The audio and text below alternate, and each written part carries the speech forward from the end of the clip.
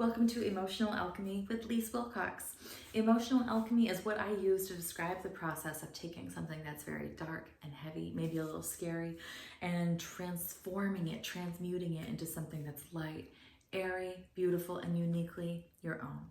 And today, because there's never been a better time to learn how to practice the art of emotional alchemy, today we're going to talk about I'm bored and what it really means for kids. There are a lot of us at home with kids right now. We're working from home. We've got our kids home. There's no school.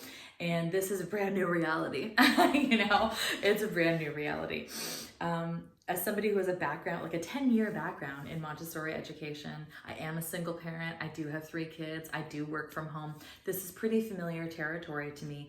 And I want to share with you some tips and tricks to make this experience not only easier, but more enjoyable and just all around more lovely for everybody in your family. So those 2 words are like dreaded by parents everywhere, right? I'm bored. And often our tendency is to react with like, what can I do? How can I meet your needs? How can I entertain you? Nope, stop. You're gonna shift out of that. As a parent, it's not your job to entertain your kids. Sorry, not sorry, it's not. I'm really lucky because I have 3 kids. They often play with each other. They often entertain each other. If you have a solo child, there's gonna be some other challenges involved with this that we'll talk about. But ultimately, no matter what, it's not your job as the parent to entertain your kids. Your job is to be their parent, not their clown or their activities director or coordinator. What you can do, though, is to create a very supportive environment that fosters their natural love of learning and exploration and creativity. Because our kids have a natural tendency and love for learning, exploration, and creativity. Now is a wonderful opportunity to allow our kids to return to their real, genuine state of childhood. And those 2 words, I'm bored, are the spark of creativity. It's when kids feel bored that their brain kicks into creative mode. Now, little insider tip, I would honestly say 99.9% of the time, from my own experience, again, as a teacher or former educator and as a parent, it takes 27 minutes between I'm bored and finding that spark of creativity. And trust me, from that personal experience, that 27 minutes can feel pretty brutal. If you constantly, though, understand and appreciate, listen, my kids are probably going to tell me 9 times, 9 different ways that they're bored, and it's going to take 27 minutes for them to find the right activity. You can kind of work with me here and shine it on a little bit. When you hear those words, I'm bored, instead of filling in and instead of like creating something for them to do, redirect them. Get excited with them. Oh, you're bored? Excellent. I know that means you're just about to discover something awesome. You're bored? Ooh, perfect. Can't wait to see what you come up with next. They're probably going to hate you for saying this. Roll with it anyway. I'm bored is the beginning of so much deep, concentrated, juicy play, creation, whatever. Make sure you have things on hand like cardboard. You can have an old cardboard box, scissors, glue, whatever it is. Make your space available to your children. Are the games and activities and Lego, is it all at their height? Can they reach it easily without your help? Do they know where placemats are, so there are garbage bags, whatever you use, to put on the table underneath their work so they can safely paint, so they don't have to worry about like Sharpies going through onto the table? Prepare your environment so that it's very kid-friendly. That's what that means. Prepare your home so that kids actually feel like they can be a part of it. And then, as I said, when you hear those words, I'm bored, not only get excited about it, but redirect them. Oh, you have that puzzle that I haven't seen you do that in a while. I know that you have a project coming up for school. Why don't you get out your book on butterflies and start doing some of that work? You don't have to do it for them. You can just suggest activities.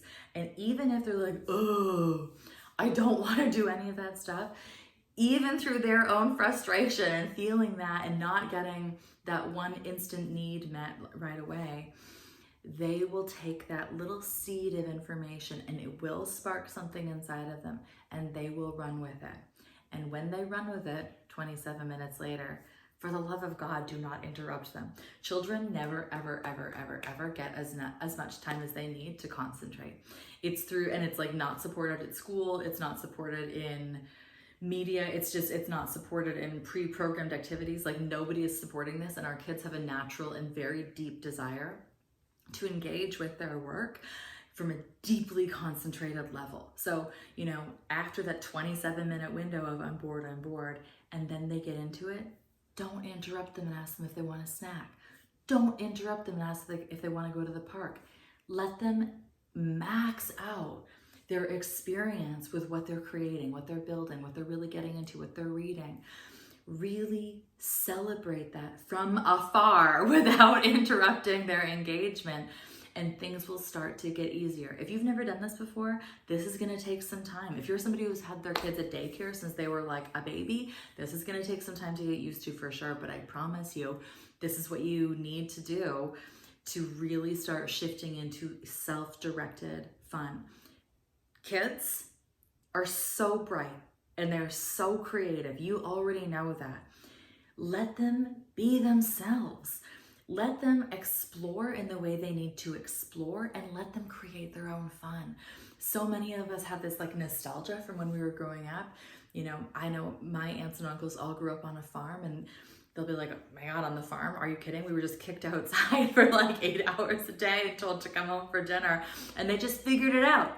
Even growing up in the 80s, I remember having very strict parents. I still remember the freedom of being able to just ride my bike out and come back before the street lights came on, right? There's so much freedom that we still have so much nostalgia about from our own childhood that we've stripped away, that we've sanitized, that we've like, okay, at 9 o'clock I take you to soccer, at 10 o'clock I take you to hockey, and then we have a play date, and then we have piano.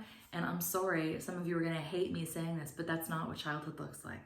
Childhood is much more free form. That is how they develop and establish their like legit neurological pathways. Is through exploration. It's through movement. It's through problem solving. And that means it's through making mistakes and being able to solve them. You know, if you are carrying a glass of water, or your kid is carrying a glass of water and spills it, get them to clean it up, because that's a natural consequence. Hey, when I'm not moving slowly, if I'm moving too quickly and I spill this, it causes a spill. I know that I have the abilities and the wherewithal and the resiliency to solve this problem by cleaning up. And I know that my parents believe in me by allowing me the opportunity to do exactly that. You got to shift into all of these, I guess, childhood mindset hacks that really start to support our kids on a grassroots level by just allowing them to be kids. And being kids means creating your own fun, exploring your environment, keeping a calm voice. Kids do not need to be running around shouting and screaming. That's like not normal to childhood. We've just created that because we watched too many cartoons or something.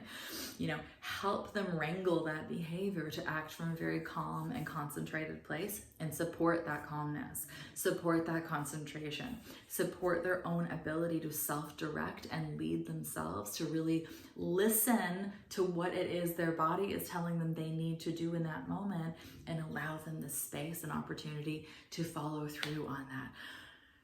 This is a shift on top of everything else. And managing working from home, I know it's a big ask to be like, oh, and also, by the way, become a Montessori teacher overnight. My intention is to give you a couple of resources and skills to make this easier. And of course, if you want to know more, if you want to go deeper or explore this further with me, send me a message and we'll work together one-on-one, even if it's an hour phone call. And I can give you more tricks and insights as to how to apply emotional alchemy to parenting while your kids are at home and you're working during a global pandemic. Hope you're having a great day. Thank you for being here.